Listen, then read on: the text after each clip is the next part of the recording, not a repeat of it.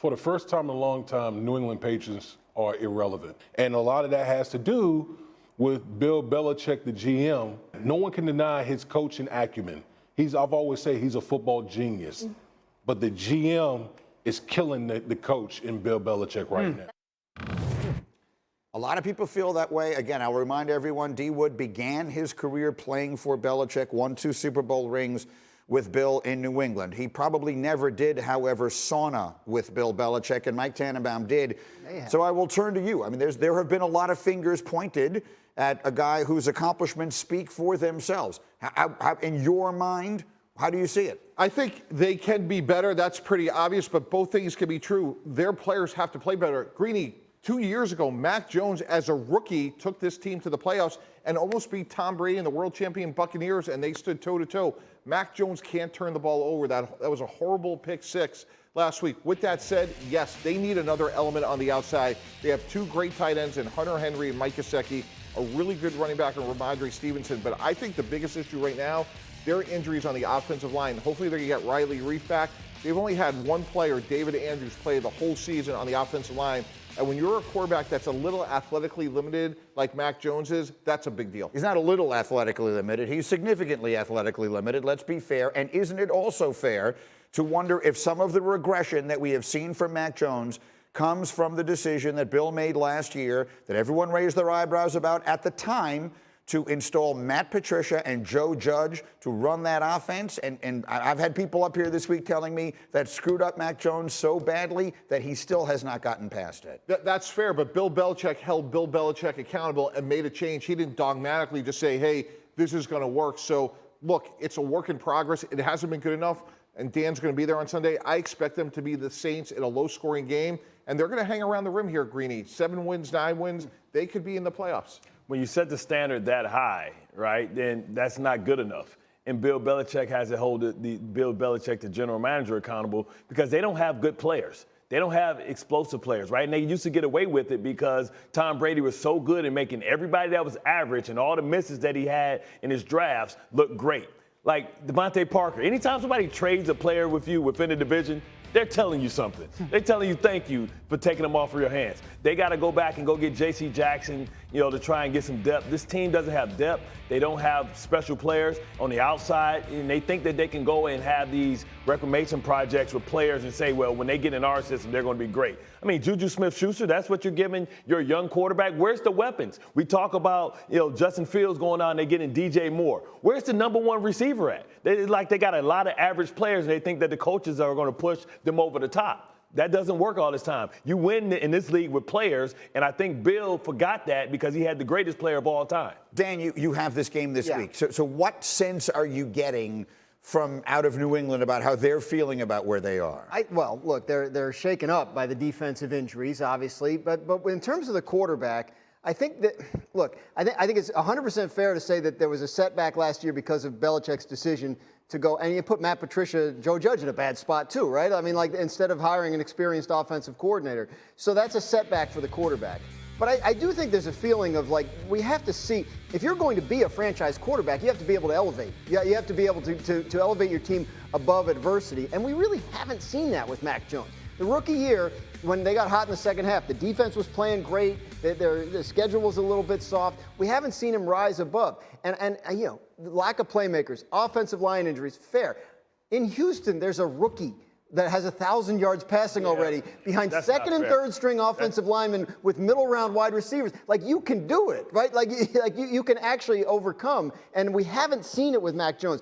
Fair or not, we haven't seen it with Mac Jones. Can we see that over the rest of the year? Because the Patriots are going to be dealing with a lot of adversity. It is worth pointing out, C.J. Stroud, who you're talking about, was the 2nd pick in the draft. I know. Mac Jones was the 5th quarterback taken but still in his draft. Pick. My point is, he's not supposed – maybe he's not going to be – yes, he is. And maybe he's not going to be an all-time great player. But he was better than this. He's doing all the things we assumed Mac Jones would never do. I use your expression all the time. Maybe not the highest ceiling, but a high floor. He's below that floor right now, and I think that Belichick, the GM, is to blame for a lot of it. For some of it, Green, but he pierced that floor on Sunday when he threw that pick six. You have no chance to beat Dallas. I understand that, but my point is the Mac Jones we knew would never have done that, right? Something is going on with him up here.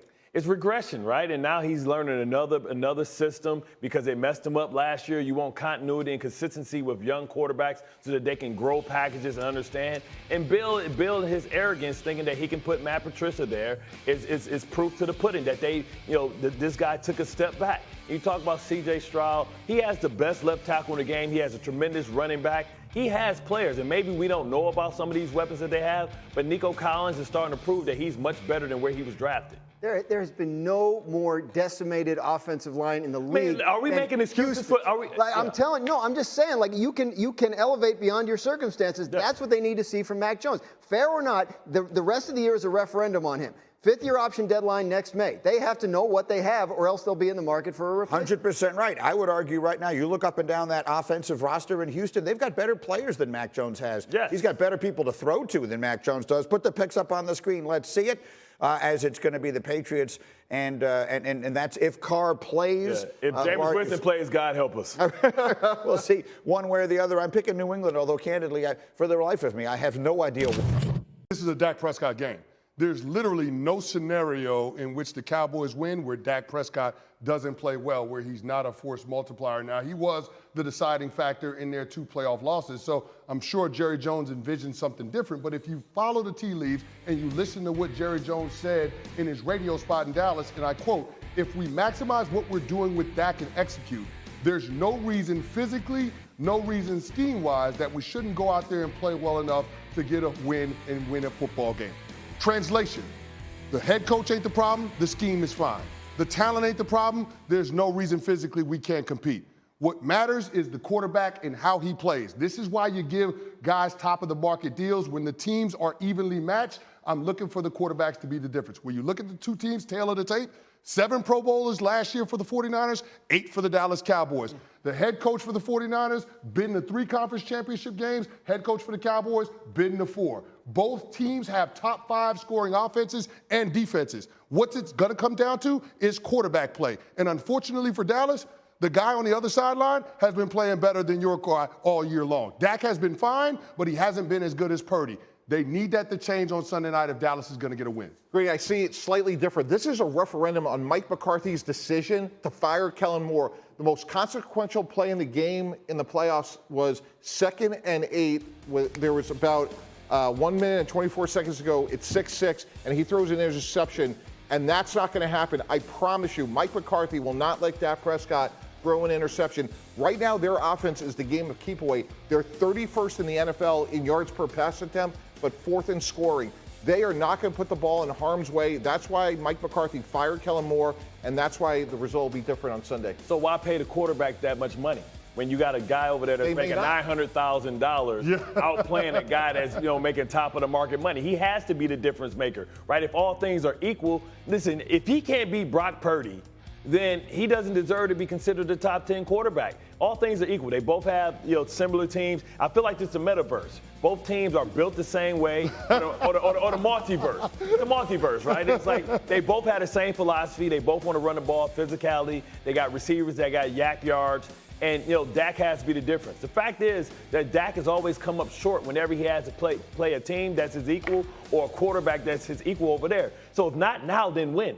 This is more important to Dallas than it is to the 49ers because they've had success when all the chips are in the middle of the table during the playoffs. What I keep hearing from people I'm talking to about this game is about the physicality and how the perception, at least around the league, is that the 49ers are the more physical team and that's why they've been able to beat them in the playoffs the last couple of years. So if you're Dallas, your opportunity is to prove that wrong, right? Like to be the more physical and the more tough team. And if you do that, you get them on their heels. Then you can play your game, right? Then you can run the ball. They've been scoring touchdowns on defense every single game. Like, get some of that going. But that's exactly why Mike McCarthy made the change. He said that if we're going to lose, it's going to be their offense is going to try to beat our great defense, and we're not going to lose it on offense. And we're physical on that side of the ball. And that one play is emblematic of the decision. Dak Prescott cost him the game a year ago or back in January. That won't be the case on Sunday. We're talking about perception turning on a dime in this game for the Dallas Cowboys. We know how quickly that can happen in the NFL. In week 4, we saw the perception of the Miami Dolphins change, right? They had the offense that was the most unstoppable force in football, and they ran into the buzzsaw that was the Buffalo Bills. I'm simply saying it from this perspective. When it comes to the Dallas Cowboys, what they've been talking about all week long is that the San Francisco 49ers is the litmus test for them. Yeah. Jerry Jones said that this is how you measure yourself, seeing where we're at as a football team. Jonathan Hankins talked about how it means more than just a regular season game. Yes. Michael Parsons talked about how he can't sleep at night, looking forward to this matchup.